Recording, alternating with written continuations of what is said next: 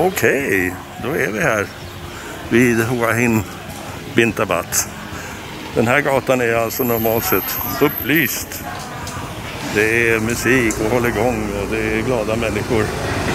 Tinas bar här på hörnan. Hej hej! Och där försvann han. Min nya kompis John som gillar ABBA. Jag brukar säga att ska jag lyssna på Dancing Queen en gång till så kommer jag att strypa mig själv. Men de var duktiga, inte det. Det är bara det att man har hört det så mycket så att man har faktiskt... jag har faktiskt blivit lite trött på det. Så går vi genom Bintabat Street. Och här till vänster ser det någon som jag inte ska visa därför att tydligen så är det några som struntar lite i reglerna. Och det kan bli dyrt. Det kan bli dyrt. De kör biljardbordet där och det var bira i glasen. Och varför skulle det inte vara det? Det skulle inte påverka någonting här. Men hur man ska få igång alla de här ställena. Här har vi ju till exempel stora beer garden som är många småbarer. Och här brukar det vara uppträdande också. Helt slut i rutan. Har ni sett något så mörkt och stängt och tråkigt? Jag minns den här gatan när den verkligen var igång. När det var öset. Men runt jul och nyår så kunde man inte gå här utan att stöta till någon. I all välmening naturligtvis. Men... Och här har vi ett hotell som brukade ha både det ena och det andra här nere. Barer och tattoo shop och jag vet inte allt. Det här stället här tillhörde en kompis. Han har det fortfarande kvar. Och gråter nog en skvätt över det. Det är Tväris Bommis. Och det var väldigt populärt en gång i tiden. Pink Panther. Också ett populärt ställe. Med stammisar kan man säga. Och sånt är ju nattlivet här i Hua Hin. Det är inte alls detsamma som i Pattaya och därför så gillar jag det. Inte för att jag springer på barer så mycket ens när de öppnar, men det är en annorlunda stil. Det är mindre pushigt, det är mindre... Ja... På ren svenska det här med att så fort man kommer in så är det någon som vill att man ska bjuda dem på en drink. Du kan bjuda någon på en drink här om du vill, men det är absolut liksom inget framfusigt beteende. Och det trivs jag med. För de flesta som går ut här är ju väldigt många som bor fast här. Så kallade expats. Och här har du Panama Club. Hello. How are you doing? You open? Huh? You open? Yeah, open. Yeah. My God. How can you be open? Open. Okay. Good luck. Det är en av de mer populära. Hur de kan ha öppet, det är tydligen någon mera som... det är ju bara restauranger som får öppet. De här kanske serverar något kex så att det har uppfyllt kravet då.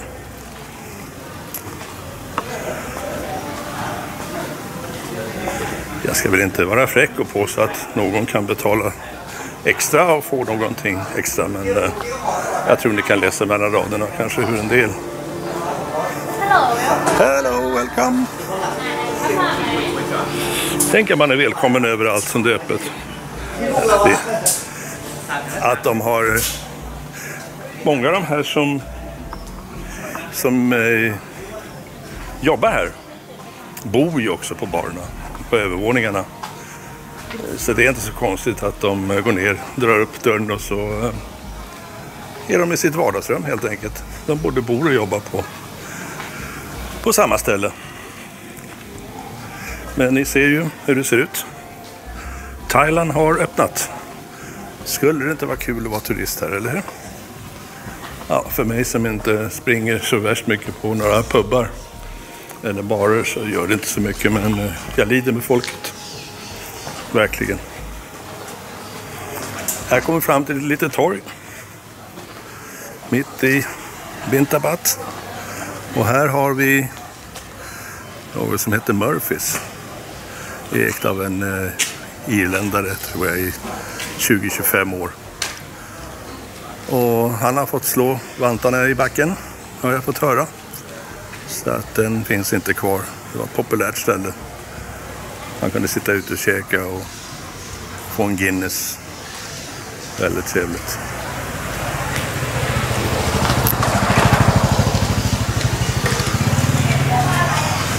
Och så fortsätter vi upp lite i Vintabat-kvarteret. Se vad vi kan se.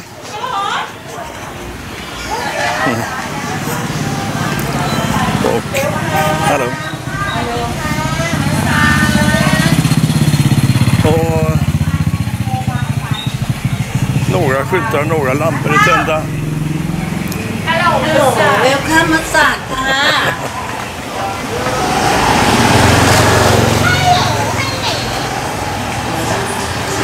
Men är det någonting som man vill åka till som turist? Nej. Det måste jag säga att det här... Ni ser själva. Folket är helt enkelt inte här. De som sitter i några barer och några fönster, och det är de som bor i små obekväma rum för en spottstyver. Återigen, skulle svenskar vara föremål för samma livsmiljö så blev det ju, jag vet inte vad det blev, folkuppror. Ja, det blir ju aldrig folkuppror i Sverige i och för sig. Vad som än händer verkar det som. Så nu har vi snart gått varvet runt. Vi är här nere vid en hörna. Där är en bar är stängd, och så är det stängt, och så är det stängt, och här låg det en bar som är stängd, och här låg det populärt Blue Monkey, som är naturligtvis stängt. Före detta booze bar. Vet inte riktigt hur de kan vara.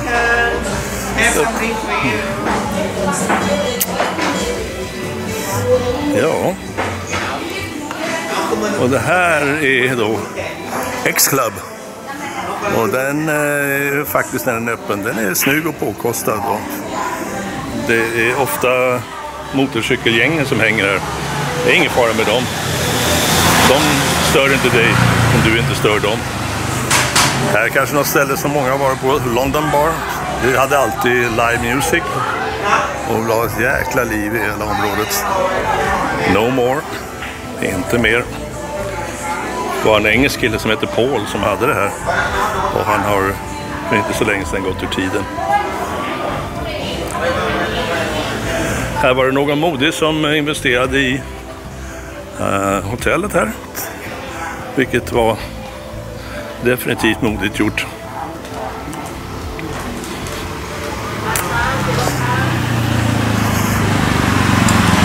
Och som ni ser behöver man inte gå så länge och så mycket förrän mörkret faller. Det är snabb sunset i de här breddgraderna. Det här är en liten gård. Man kan spela fotboll och tennis. Och det brukar vara mycket thailändare här faktiskt som sportar på kvällarna. Det har jag inte sett. Det har jag inte sett nu.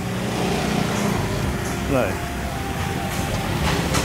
Och det här är Ponsuk Plaza. Ponsuk Plaza har också varit väldigt populär. Det brukar, mitt i där så brukar det vara live music. Ett band, och så är det flera olika barer och restauranger som är runt omkring det där. Och så bord och stolar överallt. Och en massa turister. No more. Så att det här var väl ett positivt reportage. Det var mera nej. Kan inte. Thailand är öppet. Tjenare. Öppet. Men det här stället. Bistro Gourmand. En fransk restaurang. Och den är faktiskt riktigt bra. Och det är nog stor chans att jag tar och käkar middag här senare ikväll. Först ska vi ha ett litet nappatag med skivstången. Då kan man belöna sig själv med en liten god middag sen. Och här får man gott käk. Verkligen gott käk. Och han är också vinhandlare. Vinimportör. Är du här och du vill ha en flaska gott vin som han kan rekommendera, gå gärna hit. Bistro Gourmand kan rekommenderas. Så, nu är vi tillbaks från den här sidan som du ser till templet. Så att på den här korta stunden så blev det varvet runt. Större är det inte. Och någon mer action är det inte heller. Jag ska väl försöka ta er runt på lite andra utflykter också, men det här är liksom den generella bilden. Ingentingen. Det händer ingenting. Skingra är gott folk. Det finns ingenting att se och ingenting att göra. Men om man har ägnat några veckor åt all pappersexercis för att få komma hit och trivs med att vara på stranden, kanske bara käka lite hos franska vännen där, så ja, då kan det väl kanske funka. Det avgör du. Okej, vi har fortsatt vägen ner från Ponsuk Road som är från Bintabat och kommer ner på andra sidan av Ponsuk norrut. Och då kommer vi till ett ställe som heter Nanabailek. Och det är ett litet, med betoning på litet ställe. Men här så stämmer det med stjärterum och hjärterum. Det finns plats för båda. Mest hjärterum faktiskt. Så Nanabailek. Och det sköts med den heden utav Peter och hans fru Lek. Hello guys. Hello. How are you doing? Hot. Peter is a little bit lazy. He never stands up. No, I'm joking. The food is cooked by Chef Lek. Gordon Ramsay of Hua Hin. No. Oh. No. Come on guys, let's go inside and take the tour. Are you many reservations tonight? No. Not tonight. Well, oh, you got the Scandinavian contingent here.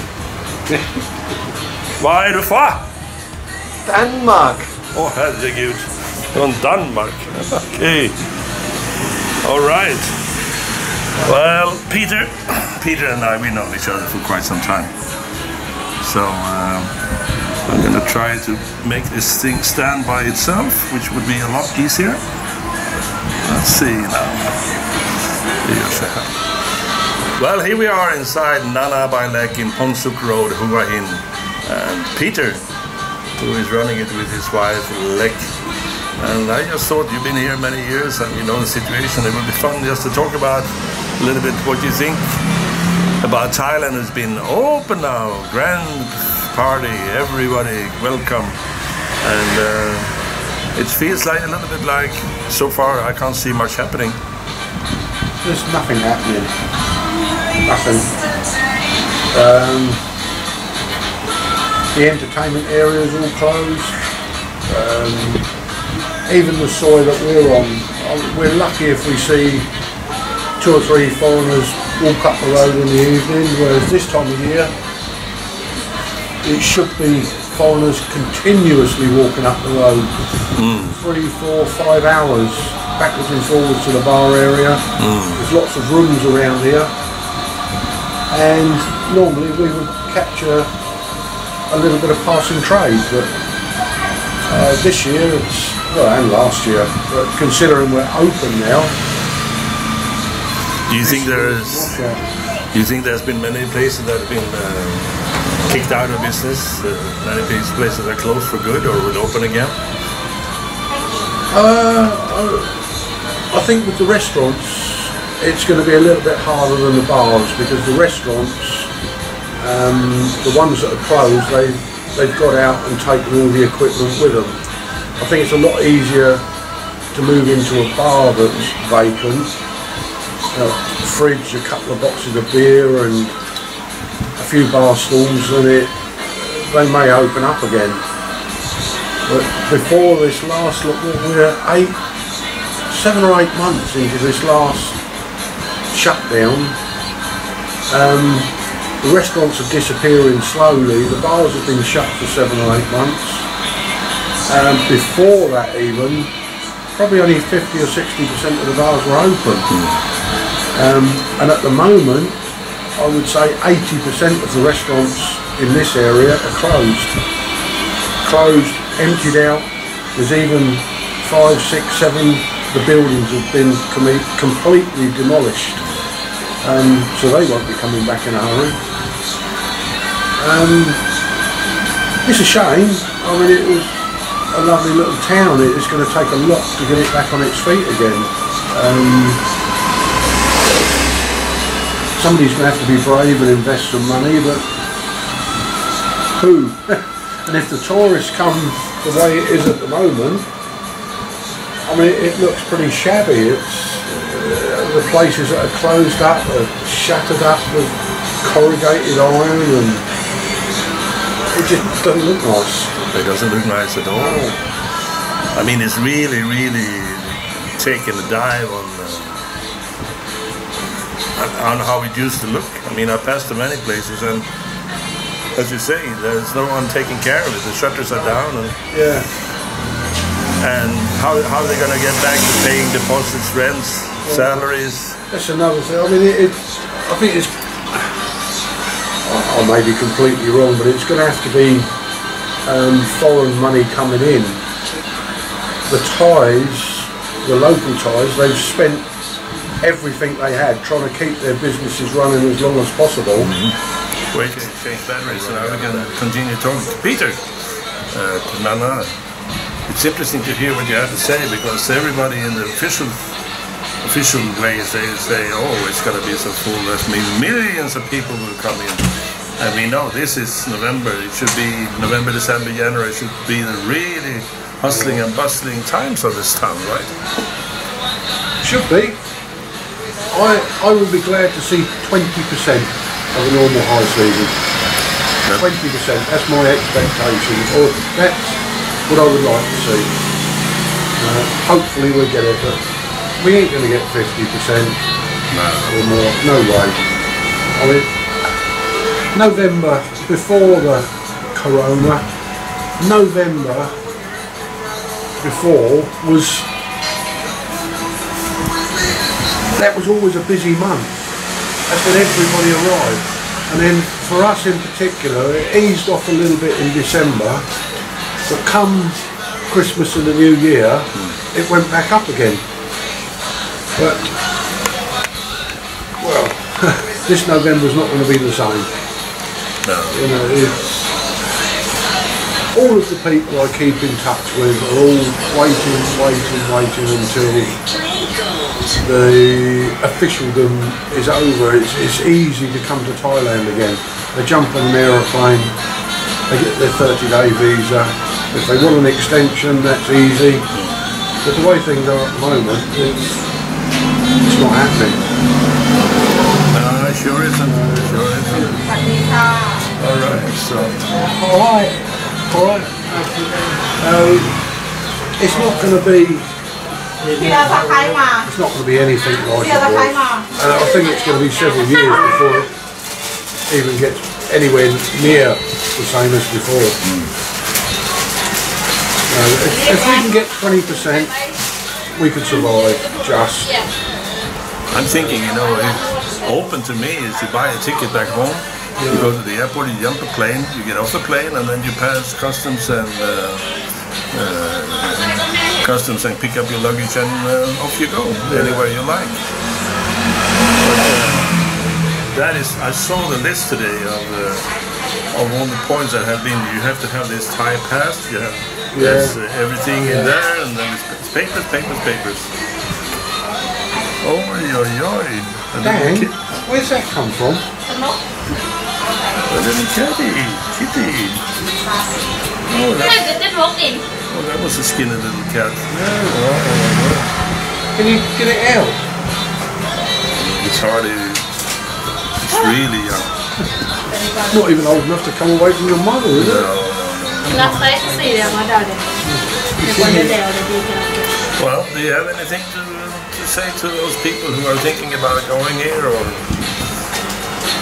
Obviously, we need them, and we'll always welcome people, make them feel as welcome as possible. But in all honesty, I hope they're not disappointed when they get here. There's very little to do. You still got the beach, you still got the sun. It's nice and warm. In Europe at the moment, it's cold. But if I come to your restaurant right now and say, "Hello, Peter, I'd like to have a beer," what would you tell me? I'll give you a paper cup. Hide it. No, but you can't serve beer. No. There's a few hotels and restaurants in Bangkok that are allowed to sell beer. I know there's crafty beer sales going on, and the police are jumping on people. You told me the other day, just here in Hua Hin, there was someone who tried in his own house to have some kind of party, and the police were there to crack down. Yeah. Now, what kind of a holiday is that? If you're going to be a criminal to have a beer, you can't have a beer. Even serving food. I think we were allowed to serve food until 10 o'clock. Well, they've lifted the curfew. The curfew that we had, it started 9 o'clock, then 10 o'clock, then 11 o'clock. They've lifted the curfew, but we're still only allowed to serve food till a certain time at night. People can't have a glass of wine or a bottle of beer with their food. I know alcohol's not everything, but for the tourist, I need them sales. Sure. We're making as much money on the alcohol as the food. So it's hardly worth opening the doors. We do it because we live here. If we were renting and living somewhere else, the doors would be closed. And of course all the bars are closed, all the karaoke clubs, all the everything. And people think, oh, you only go to bars to meet girls, but that's not the point here. This is a residence area, expat area. Many people go to meet friends, to have a beer, to shoot pool, to throw some darts. That kind of life, right? Yeah, we don't use your standard type of bar for Thailand. We use a little bar around the corner. It's all on its own. It's not a ladies' bar, girly bar. We go up there for the music and, like you say, a game of pool, socialise for a couple of hours and come away. And there's lots of people like that. Yes, we've still got the expats that are coming in and off up to the bars and chasing the girls, and they've got the bright lights and the music.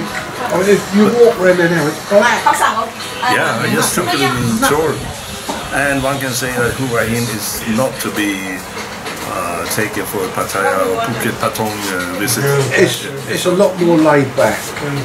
I haven't done a lot of travelling around Thailand, but the places that I have been to, I would choose Hua Hin. You've got the beach, you've got the sun.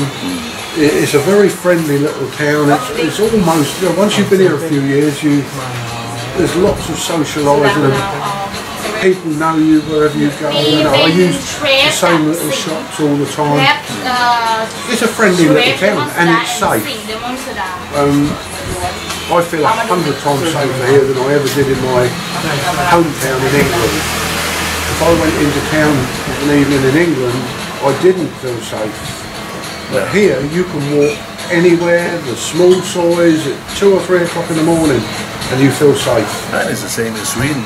You never have to look over your shoulder here. You feel safe any time of day. Nothing will happen to you. Nothing. And for a lady tourist, safe. Yeah. Super safe. Yeah. Yeah. Yeah. And one has to say and admire, even though they have all these problems and hardly food for the day, the Thais try to keep a brave smile and try to fight on, and God knows how they do it, but somehow they manage from day to day. I quite often have a little rant on Facebook. It might be 10 or 12 sentences, but at the end of it, every time I always turn around and but the Thais are still smiling. Yeah. You know, I've seen birthday parties going on where they've got a big saucepan of noodles or whatever cooking, they've got a few cold beers, and everybody comes and everybody's having a good time and it's costing next to nothing. You know, they will survive this and come out the other end. I don't know how long it's going to take them to get back to where they were before, you know, on the business ladder, but they're survivors, and all I love is they're smiling all the time. You know, you have bad days here, and I sit outside and the massage girls are waving and smiling, and they might pop in for a beer.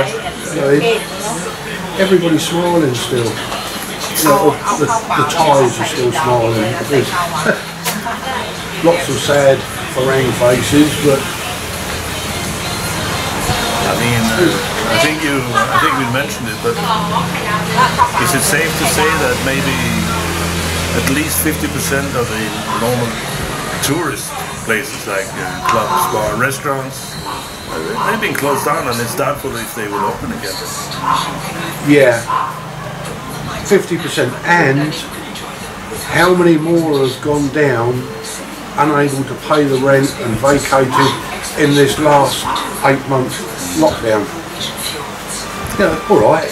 If all of those that were open up again, we'll have 50% of the bars. But who's been able to pay their rent for 8 months with zero income? What percentage of that 50% have packed up and gone? It's all behind black closed doors up there. You know, it may be a case when they open up, we've only got 20% of the bars. You know, we don't know until they open. And we don't know when they're going to open. And we don't know when they're going to open. It's up for review to be considered once every 2 weeks. Well, the 1st of December was the last one I heard. Yeah. They're going to consider opening up. No saying they will.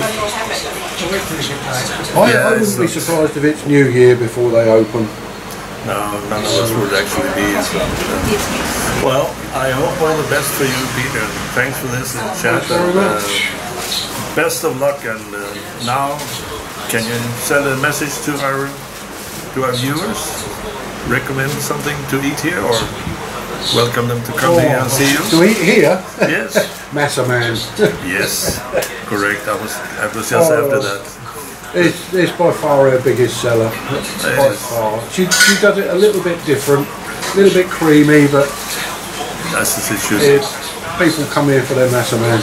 And I'm sure that you welcome all the new guests. We will welcome anybody, and we're too glad to see them. Even people from Denmark are going to come? Well, we do make exceptions.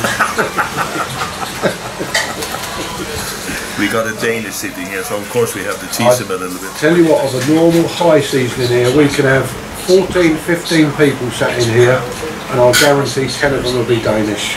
Oh my God. We've got a lot of that's a little bit too Danish much. customers. A lot. That's by far our biggest crowd of customers are Danish. That's great. Again, many thanks, Peter, and thank you. And there will be thousands of people watching it once this goes up. I know you want to be famous, right? Okay. Send 1% of them here. I will. Cheers. Thank you. Thank you.